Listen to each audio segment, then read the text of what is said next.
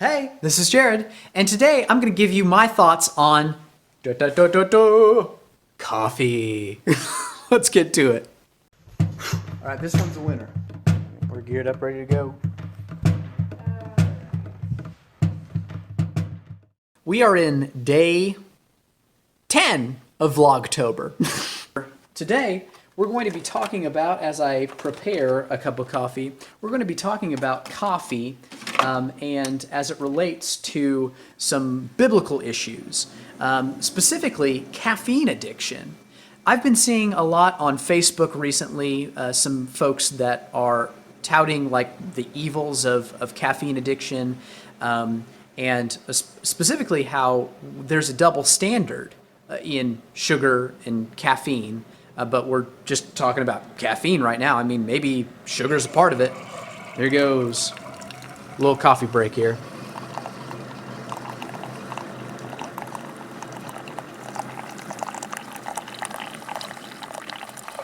Oh, it's all bubbly. So as that finishes brewing, there seems to be a double standard in a lot of people's minds, especially Christians, where we excuse caffeine, right? It's substance. I mean, it is something that we use, and people, because it is a chemical and substance, or I don't know what its classification is. I'm not. That's why I didn't major in biology, right, or science at all. But there's something about it that we excuse sugar and caffeine. We do, and whereas we sometimes don't excuse other substances, right? Like contraband, like alcohol, like smoking, tobacco, nicotine. Like there are so many substances that we generally do not, as a church or as a whatever fill in the blank, as Christians generally, we don't excuse those kinds of substances, whereas we, for some reason, think coffee's okay. So we're going to kind of be diving into that double kind of why that is, and also kind of trying to suss out the ideology behind this as I take a sip of coffee, right? Oh, so good. I don't know, maybe this is just part of it that I grew up drinking coffee.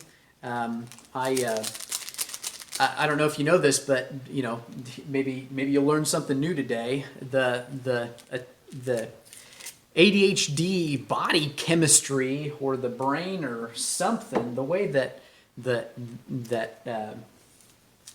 folks with attention deficit have, and I don't know 100% the science behind it.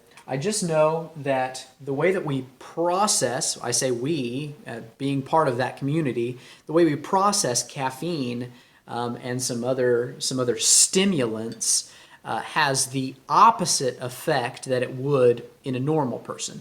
So when I drink coffee, it actually calms me down instead of hypes me up. And so that's why, think of some of the name brand attention deficit drugs, right, that are on the market, the pharmaceuticals like Ritalin.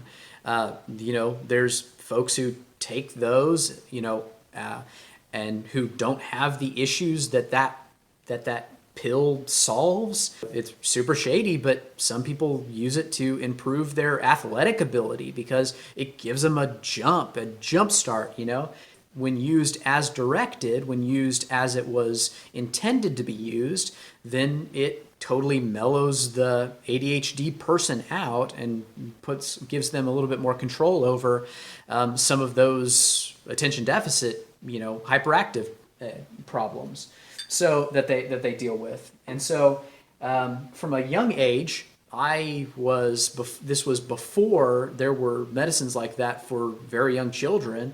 I was drinking a cup of coffee, a Mountain Dew, really, really early, just, out of a necessity to curb some of those tendencies. And I don't know if I was doing it, necessarily consciously, but like when I drank coffee, I was more in control. It was what it was. And so to this day, I still do those things. Some people would call it self-medicating. And maybe to a certain extent, it is that.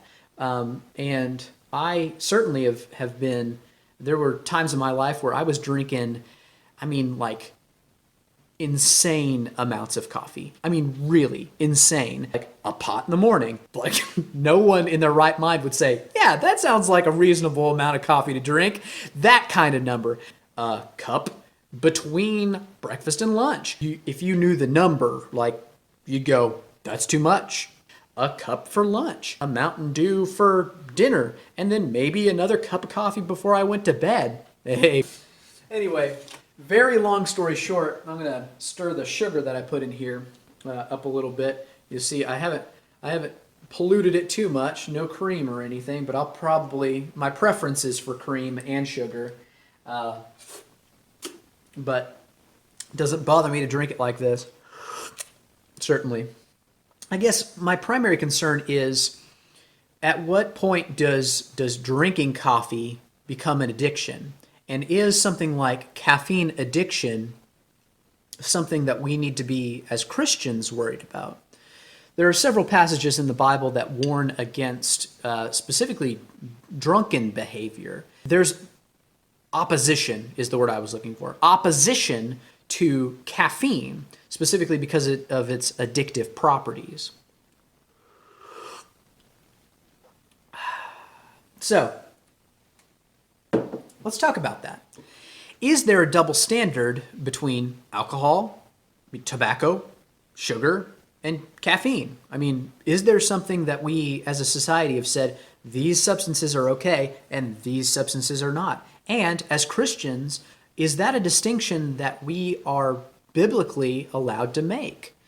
Now, I think I'm a little on the fence about this issue. I'm just going to be honest. I don't know if I have a very strong opinion. I have a very strong opinion that this is not a salvation issue. I have a very, very strong opinion that this is something that isn't going to affect my ultimate destination one way or the other. However, I do think that we need to be cognizant of what we're putting inside our bodies, especially if it's harmful. There are very strong commands and scriptures that talk about the human body as a temple, and specifically the care with which God created us. Like, He has an intention for our lives. And if we abuse the temple that we've been given, especially the thing that has been made in the image of God, then we are doing Him a disservice. And we might be compromising, by taking this cup and ingesting it, we might be compromising the purpose that He had for our lives, if it really comes to that. If what we're doing is harmful enough, like, it could change the trajectory of, like, our direction. I just believe that. I truly do.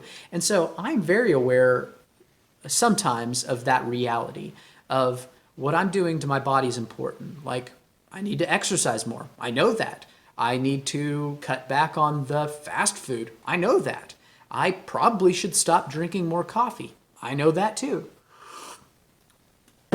But is it a salvation issue? No, it's not. I don't think so. Part of that, I think, part of this disconnect for me, and I'm just going off script here a little bit, but I really do believe that the reason why the double standard is there is partly the harmfulness to our body and partly the state of mind that these substances put us in. There's a very clear reason why Paul and Jesus and Old Testament folks warn against alcoholism. Like, it's real. And we know the dangers of it. Like, when you become drunken, it changes your mental state. It changes the way that you react to things. It changes the way that you think about things. And being out of control is something that I don't think anyone wants for you. Like, that's not God's intention for you. Like, so with that being said, if caffeine puts you out of control, then yeah, I think it is a sin. probably, to consume caffeine, coffee, Mountain Dew, Red Bull. If it puts you in a state of mind where you are no longer in control of your actions, like you get, I don't know if there's a term for this, but like blackout, coffeeed, I don't know. Maybe some people do get that way.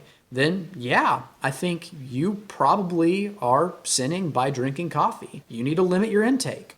For folks like me who use it to be more in control, then I would say it's actually a necessity to do what's going to put me in the right mental state, that's going to put me in control of my life. And I think that's probably going to be an unpopular opinion. I just do.